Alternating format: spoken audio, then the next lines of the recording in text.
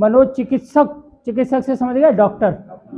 मनो मतलब है, मनो मतलब मन, दिमाग।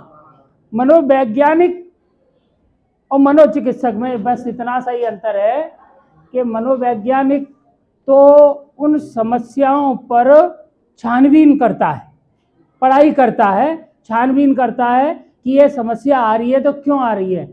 बहुत से तुमने देखे होंगे देवी देवता आ जाते हैं ना बहुत से लोगों पे, मोड़ीने पे ज़्यादा आते भैया, है ना। तो मनोवैज्ञानिक तो क्या उन सारे मुद्दों पे छानबीन करता है, रिसर्च करता है, नई खोज निकालता है, पता करता है कि ये समस्या आ रही है तो क्यों आ रही है। और मनोचिकित्सक क्या करता है, उसका इलाज करता है। ये अंतर है। मनोवैज्ञानिक रिसर्च करके उसकी समस्या का हल बताएगा और मनोचिकित्सक आपको दवाई देगा। चिकित्सक बोले तो डॉक्टर, जबकि वैज्ञानिक एक साइंटिस्ट है, उसका काम परीक्षण करना है, खोज करना है, पता लगाना है और एक नया कोई आविष्कार करना है, नई चीज़। तो अभी कुछ साल पहले तक जब जानते भी नहीं थे कि साइकोलॉजी क्या होती है, उस समय क्या था, समस्या क्या थी कि किसी पे देवी देवता आ जाते, कहीं पे भूत आ जाते, तो सब लोग यही कहते कि साहब मुँह पे दादा आएगो, जी आएगो, वो आएगो, इस तरह की समस्या आती थी। लेकिन बाद में फिर जब साइकेट्रिस्ट आए, साइकोलॉजिस्ट आए, तो उन लोगों ने रिसर्च किया और बताया कि ये सारी समस्या कहाँ से उत्पन्न होती हैं, दिमाग से। अच्छा, भूत माने क्या होता है? भूत माने होता है पास्ट। इंग्लिश में भूत को पास्ट बोलते हैं। अब वो बोलता है कि मेरे को भूत दिखो। अब किसी को पास्ट कैसे दिख सकता है? सिर्फ पास्ट को महसूस किया जा सकता है, दिख नहीं सकता। समझ रहे हैं बात को? पास्ट को महसूस करोगे कैसे?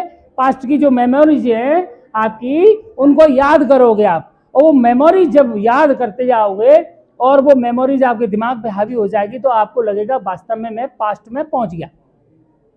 ये दो अभी कहानियां आई आपकी, थर्ड लेवल और वो क्या था, वो भी तो इल्यूजन था, दिमाग का इल्यूजन था।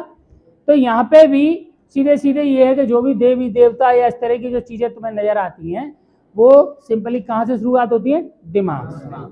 अब वो काऊ घर में काऊ बहू पे मैया आ रही है, रोज रोज आ रही है, देवी देवता आ रहे हैं, तो बजाय, ठीक है तुम्हारा विश्वास है भाई, किसी सियाने पे ले जा रहे हो, इस पे ले जा रहे हो, उस पे ले जा रहे हो, वो तुम्हारा निजी मैटर है। लेकिन मेरी एक सलाह ये भी है कि एक बार उसकी समस्या को रीडिंग जरूर करें कि ये इसके साथ कोई प्रॉब्लम तो नहीं है। जैसे प्रॉब्लम क्या क्या हो सकती है? जैसे उसके पति बाहर रहते, एक कारण, वो घर में उपेक्षित महसूस करती है, या तो सास परेशान करते हो या नंद परेशान करते हो, घर में उसे अपनापन नहीं मिलता हो, या फिर पुरानी कोई ऐसी बात जो उसको हॉन्टेड किए हुए जिससे वो परेशान चल रही है, या फिर दिमाग में कोई ऐसी उसकी अपूर्ण इच्छा जो कब पूरी नहीं हो पाई, वो उसके दिमाग में घर कर गई है। तो वो जो दिमाग की जो अपूर्ण इच्छा है जो उसके अवचेतन में चली गई है, वो कहीं ना कहीं अब आके बार बार इस रूप में निकलती है, चाहे देवी के रूप में निकले, चाहे पुरखा के रूप में, दादा के रूप में, किसी के रूप में। एक उदाहरण देता हूं मैं आपको। मेरा पूरा घर है ना, मेरी मम्मी को छोड़ के कोई भी भूत प्रेत और देवी देवता इस तरह की जो होते ना आ जाते ना, उनको नहीं मानता, मेरे घर में नहीं मानता, सिर्फ मम्मी को छोड़ के। मेरी माँ मानती है बस। और अब तक के जीवन में, मैं 50 का हो चला, अब तक के जीवन में मेरी माँ को छोड़ के किसी पे देवी देवता नहीं आए। मेरी माँ पे आया था एक बार। कौन आया था? मेरा दादा आया था। कैसे? तब मैं 84 की बात है, तब मैं कक्षा 4 या 5 में रहा करूँगा। तब हम लोग बैठे आंगन में, अच्छे वाले बैठे थे, लेकिन उससे 1-2 दिन पहले कुछ बातें चल रही थी मम्मी और बाबूजी के बीच में। बाबूजी बोलता हूँ, पापा को। हम लोग रहते थे धौलपुर, और गांव है हमारा आगरा के पास में, और उसमें एक कच्ची कोठरी थी उन दिनों।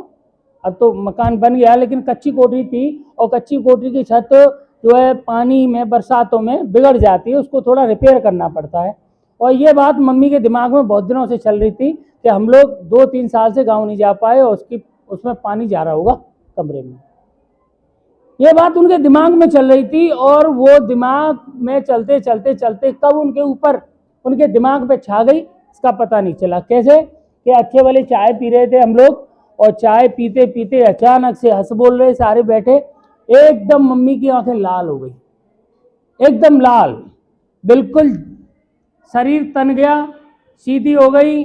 और उसके बाद मेरे बाबूजी का नाम पदम सिंह है, तो मेरे बाबूजी से बोलते हैं, पदम, नाम बोलती है, नाम लेती है उनका, तुझे होश नहीं है, मतलब अभी देसी बात है, तो होश ना है, यहाँ डरो है, कबू घर की चिंता लइए ना, कहू घर चुचा रहो, पानी में सब रहो, सोट बेकार है, सब रहो, कमरा बेकार है, और पूरा घर गिर जाओ, और तू यहाँ नौकरी में लगो है, इस तरह की बातें करी उन्होंने। एक बार को तो हम सब भौचक के रह गए, लेकिन बाबूजी को शायद अनुभव था इस बात का, बाबूजी तुरंत समझ गए। तो बाबूजी ने पहला क्वेश्चन क्या करा मालूम है? बाबूजी ने पहला क्वेश्चन करा कि दादा, बाबूजी ने क्या पूछा उनसे कि दादा, बोले हाँ दादा, भूल है गई, कल मैं काम जाऊंगा और कल वह कमरा सही करायाऊंगा, ठीक है, ध्यान रखियो, गलती नहीं आनी चाहिए। बोले हाँ नहीं होगी दादा। इतना कहते ही करीबन 5 मिनट बाद मम्मी नॉर्मल। उसके बाद मम्मी से पूछा कि क्या हुआ? कुछ नहीं हुआ, उनको कुछ नहीं पता होता। दरअसल ये मन की स्थिति होती है, ऐसी स्थिति में आदमी सोते हुए मर्डर कर सकता है, सोते हुए चल के कहीं दूर पहुंच सकता है, उसे पता भी नहीं चलेगा। ये स्लीपिंग सिकनेस सुनी होगी आपने, सोने वाली बीमारी। सोते हुए आदमी चल के कहीं पहुंच जाता है, कहीं दूर पहुंच जाता है, उसे पता नहीं होता मैं क्या कर रहा हूं। सोते हुए किसी का मर्डर कर सकता है, उसे पता नहीं मैंने मर्डर कर दिया। ये मानसिक बीमारियां होती हैं, बड़ी बड़ी अलग तरह की होती हैं, ठीक है ना।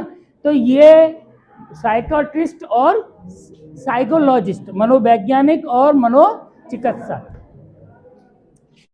कि ये और कुछ नहीं, ये तुम्हारा वेकिंग ड्रीम विश फुलफिलमेंट है। मतलब जागते हुए जो आपने स्वप्न देखा है, इच्छा पूरी करने को, उसका पूरा होना है। कहने का मतलब है आपकी कोई अधूरी इच्छा जो पूरी नहीं हो पाई, उसे पूरा करने के लिए आप सपने में चले जाते हो और जागते हुए सपना देखते हो कल्पनाओं के द्वारा, और कल्पनाओं में उस इच्छा को पूरा करते हो। ये वेकिंग ड्रीम विश फुलफिलमेंट कहलाता है।